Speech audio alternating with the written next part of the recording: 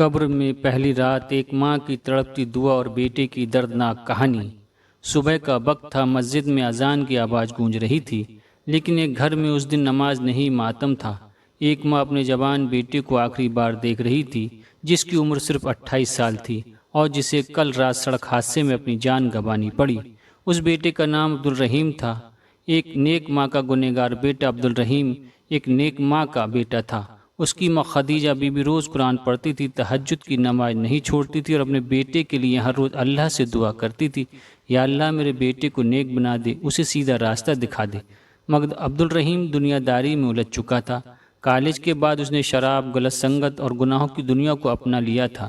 ماں کی ہر نصیحت اسے بوجھ لگتی۔ وہ کہتا، امی آپ بس اللہ اللہ کرتی رہتی ہو، مجھے زندگی جینے دو۔ ماں چپ ہو جاتی، مگر دل سے دعائیں کرنا کبھی نہیں چھوڑا۔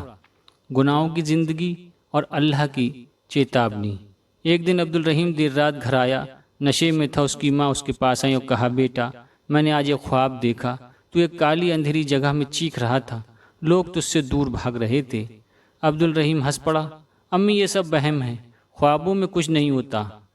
مگر ماں کی آنکھیں جانتی تھیں کہ اللہ کی چیتابنی آ چکی ہے۔ قبر میں پہلی رات۔ حادثہ تیز تھا۔ عبدالرحیم کا ایکسیڈنٹ ہوا اور موقع پر ہی موت ہو گئی۔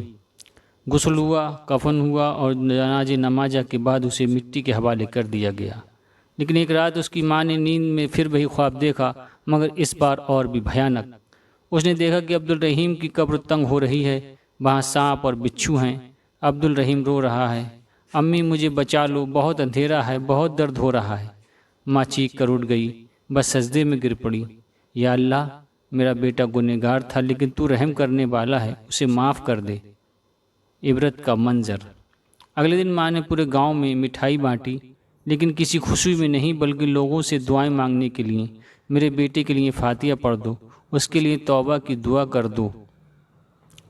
لوگ حیران تھے، مگر دھیرے دھیرے سب کو سمجھ آنے لگا کہ ماں اپنے بیٹے کی آخرت سدھارنے کی کوشش کر رہی ہے۔ اس نے مسجد میں قرآن خوانی رکھوائی، غریبوں کو کھانا کھلایا اور ہر جمعہ کو سادہ کپڑے پہن کر بیٹے کی مغفرت کی دعا کرنے لگی۔ اللہ کی رحمت۔ 3 مہینے بعد ایک مولوی صاحب خدیجہ بی بی کے پاس آیا اور کہا، میں نے کل رات ایک خواب دیکھا، آپ کے بیٹے کے چہرے پر روشنی تھی، وہ کہہ رہا تھا میری ماں نے مجھے جہنم سے نکال لیا۔ ماں کی آنکھوں میں آنسو جھرجھر بہنے لگے۔ اس نے سجدے میں گر کر کہا، یا اللہ تیرا شکر ہے، تو نے میری ممتا کی قیمت پہچان لی۔ سبق۔ ماں کی دعا میں طاقت ہوتی ہے۔ گناہ کی زندگی سے توبہ کبھی دیر سے نہیں ہوتی، لیکن موت اچانک آتی ہے۔